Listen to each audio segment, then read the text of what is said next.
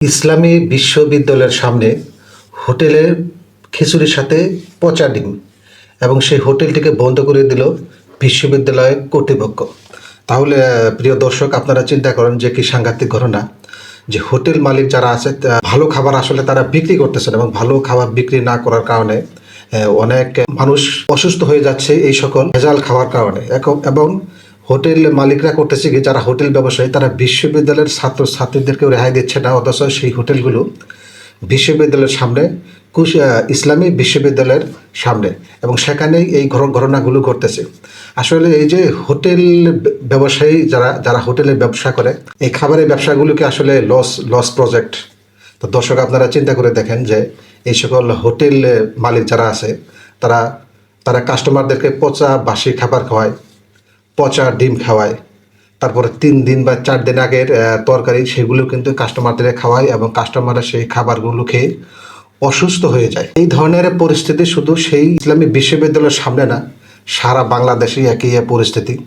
এবং আমরা আসলে জানি যে হোটেল ব্যবসা কিন্তু কোনো লস প্রজেক্ট না, কোনো লস ব্যবসা না। তারপরেও তারা আরও বেশি লাভের আশায় এই সকল ভেজাল খাবার কাস্টমারদেরকে খাওয়াচ্ছে, আমরা সেগুলো খাচ্ছি এবং খেয়ে আমরা কিন্তু অসুস্থ হয়ে যাচ্ছি। তো বিশ্ববিদ্যালয়ের সামনে এই কাজটাও হোটেলের মালিক যারা আছেন, যারা হোটেল ব্যবসায়ী আছেন তারা করেন। এবং হোটেল ব্যবসা কিন্তু একটি রমরমা ব্যবসা, বাংলাদেশের যত ব্যবসা আছে তার মধ্যে হোটেল ব্যবসা। তো এখানেও ভেজাল খাবার কেন দিতে হবে? তো 1 পিস ডিম আপনারা তো 13 টাকা করে কিনেন, 12 টাকা করে কিনেন। আর এখন তো পেঁয়াজের দাম বাড়তি, আপনারা একটা অজুহাত দিতে পারেন। কাঁচামরিচের দাম বাড়তি, আপনারা অজুহাত দিতে পারেন। তারপরেও তো আপনারা ডিম ভাজি এখন 20 টাকা করেও বিক্রি করেন না, 25 টাকা বিক্রি করেন, কোথাও 30 টাকাও বিক্রি করেন। আর ডিমের তরকারি আপনারা তো 40 টাকা 50 টাকা করে বিক্রি করেন। তাহলে সমস্ত ভেজাল খাবার দিয়ে কেন আপনারা মানুষদেরকে অসুস্থ করে ফেলতেছেন? এবং এই যে বিশ্ববিদ্যালয় কর্তৃপক্ষ অবশেষে যে আপনার হোটেলটিকে বন্ধ করে দিল, এখন তো আপনার ব্যবসার মধ্যে লাল বাতি জ্বলে গেছে। তো এখন আপনি কী করবেন? আর যদি আপনি ভালো খাবার আপনি কাস্টমারদেরকে খাওয়াতেন, তাহলে আপনার হোটেলের সুনাম কিন্তু অনেক বেড়ে যেত।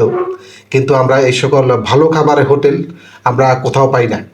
এবং খাবারের দাম যে আপনারা এত বেশি নেন, আমি হোটেল মালিকদেরকে বলছি, এত বেশি নেন যে ছোট্ট 1 পিস আলু ভর্তা এখন আপনারা 30 টাকা করে নেন। এই যে ঢাকার বসুন্ধরা আশপাশে যে হোটেলগুলো আছে, তারা তো মুনাফাখোর ব্যবসায়ী হোটেলগুলো। আপনারা যদি কখনো যে বসুন্ধরা আবাসিক এলাকার চারপাশে হোটেল আছে সেখানে যদি দেখেন, তো ছোটো ছোটো আলুর পিস করে রাখছে, 30 টাকা করে সে আলুর পিস নেয়। ভাতের দাম 1 প্লেট ভাত তারা 30 টাকা করে নেয়। তো আপনি যদি এই সকল হোটেলে যদি খাবার খেতে যান, আপনারা 200 টাকা 250 টাকা নিচে আপনারা খেতে পারবেন না। আপনি যদি 1 প্লেট গরুর মাংস খেতে চান, আপনাকে 220 টাকা বা 250 টাকা দিতে হবে। মানে এই পরিমাণ খাবারের তারা দাম নেয়। হোটেলের তরকারিগুলো এগুলো কিন্তু একদিন রান্না করে তারা 3-4 দিনও খাওয়ায়, এবং সেই খাবারগুলো নষ্ট হয়ে যায়। এবং যারা সেখানে খেতে যায় তারা কিন্তু সেই খাবারগুলো খেয়ে অসুস্থ হয়ে যায়।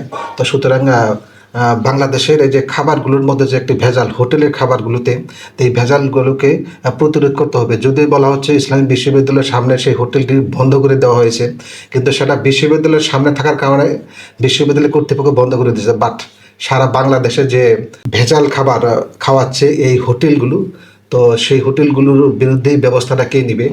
তো এই প্রশ্ন রেখে আমি এখনই বিদায় নিচ্ছি। সবাই ভালো থাকবেন। আসসালামু আলাইকুম।